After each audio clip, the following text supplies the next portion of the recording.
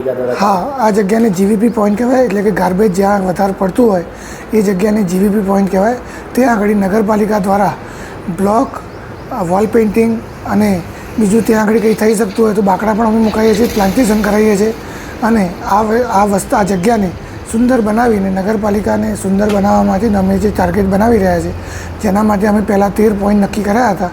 એ 13 point પર block નખાઈ ગયા છે, ત્યાં બાકડા અમુક જગ્યા મુકાયા છે અને અમુક જે જગ્યાએ વોલ પેઇન્ટિંગ કરવું પડે ત્યાં વોલ પેઇન્ટિંગમાં કરાવ્યું છે।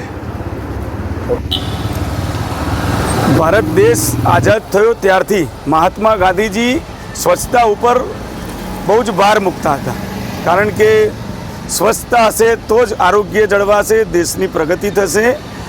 આ અભિયાનને આગળ ધપાવતા માન્ય વડાપ્રધાનશ્રીએ પણ સ્વચ્છતાને જ પ્રાયોરિટી આપી છે। ત્યારે રાજ્ય સરકાર અને નગરપાલિકા મોડાસા દ્વારા આગામી સમયમાં દરેક જગ્યાએ, એમાં મોડાસા નગરપાલિકામાં જે જગ્યાએ ગંદકી થતી હતી, જે જગ્યાએ દિવાલો ગંદી હતી ત્યાં પેઇન્ટિંગ કરાવ્યા અને જગ્યાઓની સફાઈનું ધ્યાન રાખવામાં આવી રહ્યું છે। ત્યારે અમુક આજે પણ કેટલી જગ્યાઓ એવી છે કે ત્યાં ખરેખર સફાઈ જરૂરી છે। ત્યારે નગરપાલિકા આ અભિયાન માન્ય વડાપ્રધાન નરેન્દ્ર મોદીનું સ્વપ્ન પૂરું કરે અને સૌનું સપન પણ પૂરું થાય, સ્વચ્છ ભારતનું સપનું પૂરું થાય એવું નગરપાલિકા દ્વારા આગામી સમયમાં પૂરા મોડાસા નગરમાં થાય એવું પ્રજા ઈચ્છી રહી છે।